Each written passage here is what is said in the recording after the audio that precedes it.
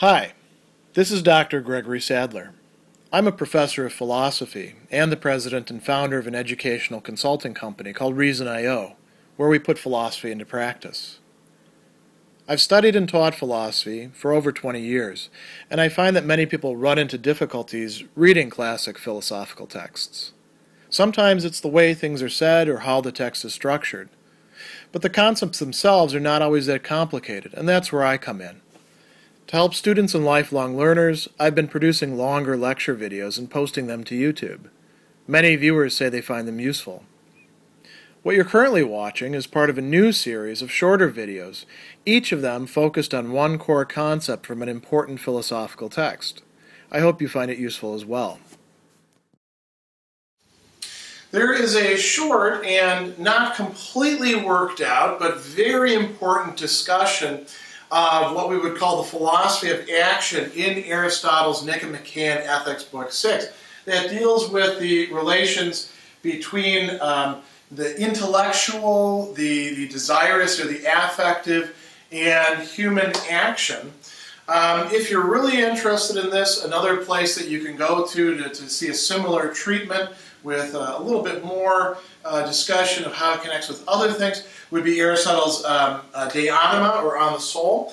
And also the rhetoric can be useful in looking at these matters.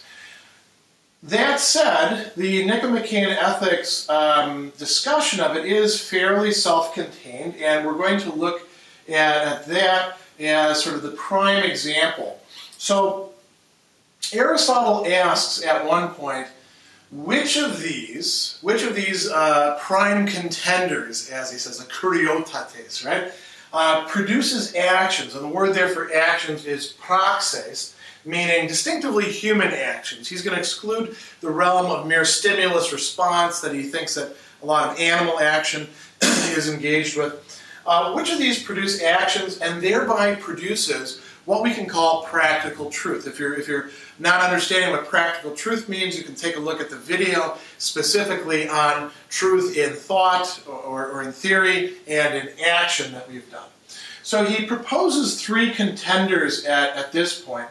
And one of these is, he uses two different terms here that are often synonymous for Aristotle: intellect or thought. Don't mix this up, by the way, with the virtue, the intellectual virtue, that we sometimes translate as intellect. He's not talking about that here as nous, but rather the sort of capacity that we have for intellection in general. Nous, or dianoia. Dianoia is a word coming from nous.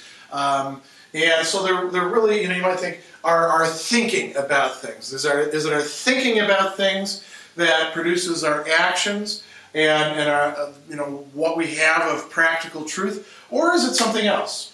Another possibility, desire or affectivity. The Greek term for that is orexis. Aristotle actually distinguishes several kinds of orexis.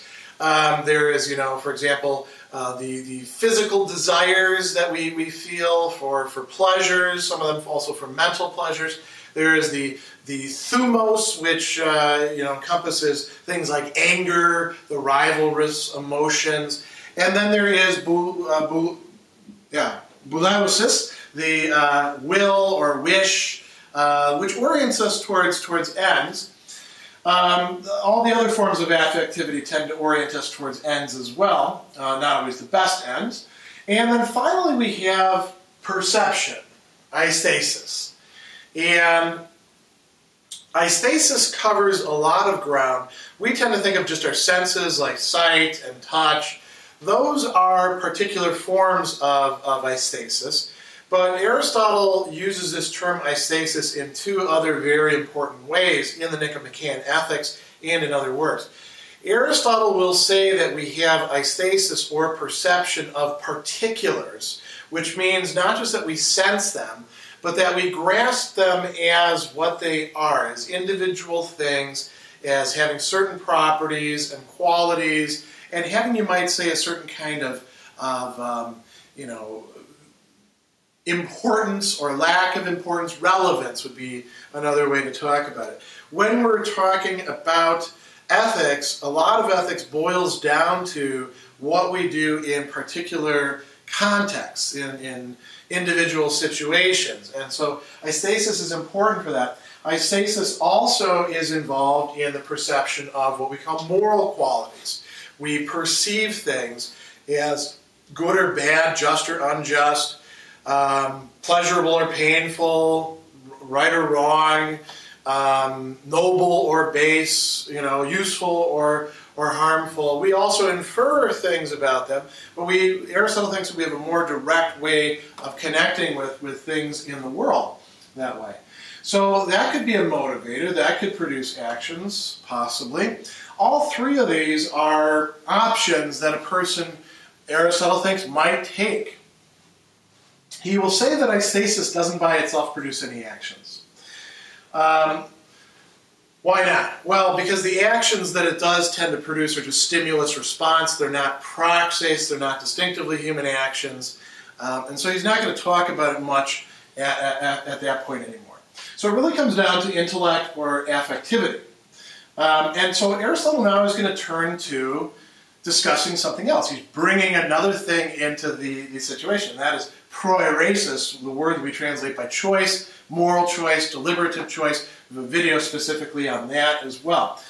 Aristotle says that the cause of human actions is choice. So we need to look at how choice works. Now, keep in mind that Aristotle says that choice is a subclass of the voluntary, the things that people willingly do, right? So it's not everything that we consider an action. For example, if I sneeze, that's not a voluntary action. Although I suppose if I take snuff or something to make myself sneeze, then in a certain respect it is a voluntary action. Aristotle's interested in what causes choice. He says that choice itself is a cause for actions, not in the sense of final causality of being the end, the ultimate goal that's being aimed at, but the efficient cause, that which gets the ball rolling, that which pushes it this way rather than that way, that which, for choice, says this rather than this. So what causes choice then?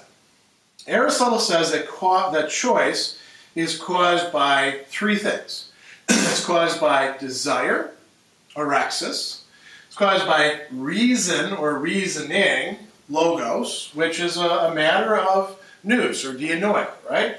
And by the end that's intended, the hu henika. It doesn't use the word telos there, just says that on account of which. That's what hu henika really means. That the reason why I'm doing this, right?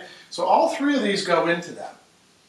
Aristotle then observes thought never moves anything by itself.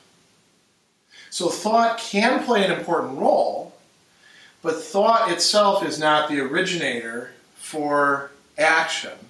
It doesn't produce choice by itself. Instead, he says it's only thought that's directed to an end, dealing with things of action that can make things happen. Thought by itself doesn't do anything. Thought connected together with other matters, other concerns, given a wider scope, you might say, that's what actually can lead to action. Now, desire or orexis, affectivity, is concerned with the end. Desire does move us. So in certain senses, I don't want to say that desire is actually more foundational than thought, because they're actually going hand in hand with each other in human agents. But desire cannot be left out of the picture. We cannot have a purely intellectualist, as we say, account of human motivation, action, and ethics, not if we want to understand what Aristotle is saying here. So, another thing to point out too here is that Aristotle tells us a few other things about choice that are relevant. He says choice may be called either thought related to desire or desire related to thought. Not the best translation there of orexis nous or orexis dianoetike. Another way of thinking about this is thought or choice is where this modifies this and this modifies this, or where the two of them actually come together, either in harmonious integration or perhaps jarring with each other. Choice is the juncture where that happens for human beings. And since choice produces action, which of these produces actions and practical truth? It's not an exclusive thing where only one of them does it. As a matter of fact, all three of them figure in there. These two have a more basic role, Aristotle's saying, but stasis itself provides some of the basic building blocks or information that's needed. And when people are engaging in actions, which can be measured in terms of practical truth, right? Not only with the principle being correct, but the desire being correct, it seems like affectivity or desire really plays an absolutely central role in Aristotle's theory of action.